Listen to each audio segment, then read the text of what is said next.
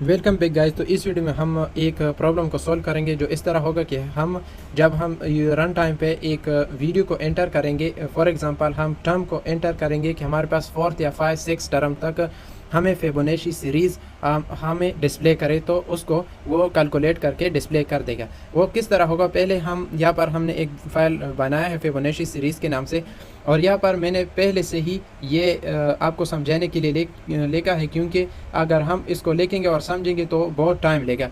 अच्छा, पहले से मैंने लिखा है और पहले हम इसको समझ लेते हैं, फिर उसके बाद हम प्रैक्टिकल एग्जांपल करेंगे। जिस तरह जैसे हमें जब हम एंटर करेंगे एक टर्म को एंटर करेंगे या इस टर्म तक हमें डिस्प्ले करें, तो वो उसको फिबोनाची सीरीज़ में डिस्प्ले करेगा। इस तरह जब हम 7 टर्म को एंटर करेंगे तो इस तरह हमारे पास डिस्प्ले करें। पहले हम इसको समझ लेते हैं।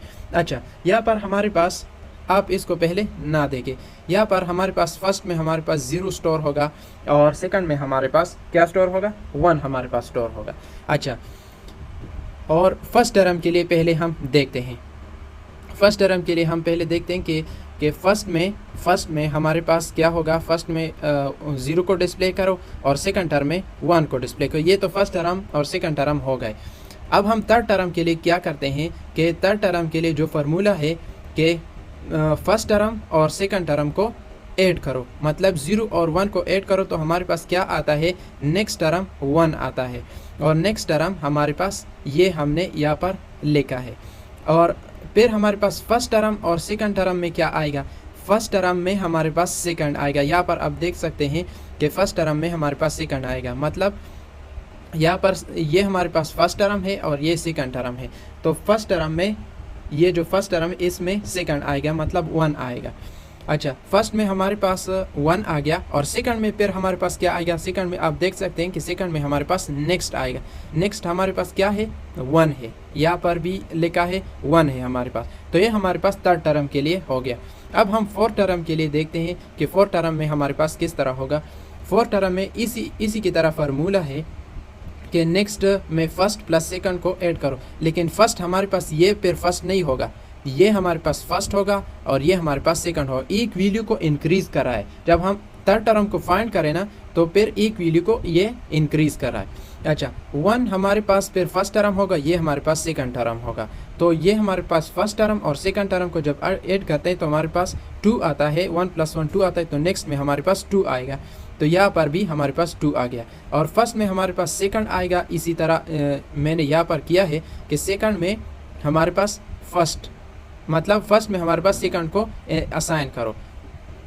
फर्स्ट हमारे पास यहाँ पर क्या है, यहाँ पर हमारे पास ये फर्स्ट है और ये हमारे पास सेकंड है। तो 2 को फर्स्ट में असाइन करो। अच्छा, यहाँ पर फर्स्ट में हमारे पास 1 आ गया, मतलब फर्स्ट में हमारे पास 1 आ गया। ये हमारे पास फर्स्ट होगा, ये सेकंड होगा। यहाँ पर हमारे पास 1 आ गया और सेकंड में हमारे पास नेक्स्ट मतलब 2 आ गया। यहाँ पर हमारे पास 2 आ गया। तो ये हमारे पास फोर्थ टर्म हो गया। फोर्थ टर्म को आप देखते हैं 0 1 2 और ये हमारे पास फोर्थ टर्म आ गया। अब हम फिफ्थ टर्म को देखते हैं कि हमारे पास फिफ्थ टर्म किस तरह होगा। इसी तरह होगा, लेकिन एक वैल्यू को इंक्रीज कर रहा है, एक वैल्यू को ये इंक्रीज कर रहा है। तो 1 + 2 होगा, ये हमारे पास फर्स्ट टर्म होगा और ये हमारे पास सेकंड टर्म होगा। तो 1 + 2 हमारे पास क्या आ गया, 3 आ गया। 1 + 2 हमारे पास 3 आ गया। और फर्स्ट में हमारे पास सेकंड होगा, मतलब ये हमारे पास सेकंड है, तो इसमें हम ये फर्स्ट को असाइन करेगा। ये हमारे पास क्या होगा, 2 होगा। और सेकंड में हमारे पास नेक्स्ट होगा, 3 होगा। अब सिक्स टर्म में इस फर्स्ट और सेकंड को फिर ये ऐड करेगा। या आप देख सकते हैं 2 और 3 को ऐड करेगा और फिर ये 5 हमारे पास नेक्स्ट टर्म होगा। और फर्स्ट हमारे पास जो 3 है ये हमारे पास फर्स्ट होगा, तो ये हमारे पास 3 आएगा। मतलब ये हमारे पास सेकंड टर्म है ना, ये सेकंड असाइन करेगा फर्स्ट को और सेकंड और 5 जो कि नेक्स्ट टर्म है ये असाइन करेगा सेकंड को।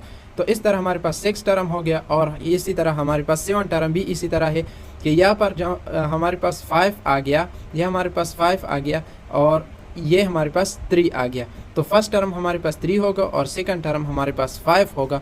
तो इसी तरह इसको ऐड करेगा और हमारे पास 8 आ गया नेक्स्ट टर्म। और फर्स्ट टर्म फर्स्ट टर्म में हमारे पास 5 आ गया, क्योंकि यहाँ पर मैंने क्या है कि सेकंड टर्म हमारे पास असाइन करेगा फर्स्ट में, और हमारे पास सेकंड टर्म जो कि है वो उसमें क्या रखेगा 8 को, क्योंकि 8 हमारे पास असाइन कर रहा है नेक्स्ट असाइन कर रहा है सेकंड को। तो इसी तरह हमारे पास आ जाएगा। सिंपल कंसेप्ट है कि फर्स्ट टर्म में तो हमारे पास वैसे ही 0 है और सेकंड में हमारे पास 1 है, लेकिन थर्ड टर्म में किस तरह होगा, थर्ड टर्म में किस तरह होगा कि यहाँ पर फर्स्ट हमारे पास ये है और सेकंड हमारे पास ये है थर्ड टर्म के लिए। तो 0 + 1 करेगा 1, नेक्स्ट में 1 आ जाएगा, मतलब यहाँ पर 1 आ जाएगा, और फर्स्ट और सेकंड ये किस तरह होगा, ये हमारे पास फर्स्ट होगा और ये हमारे पास सेकंड होगा।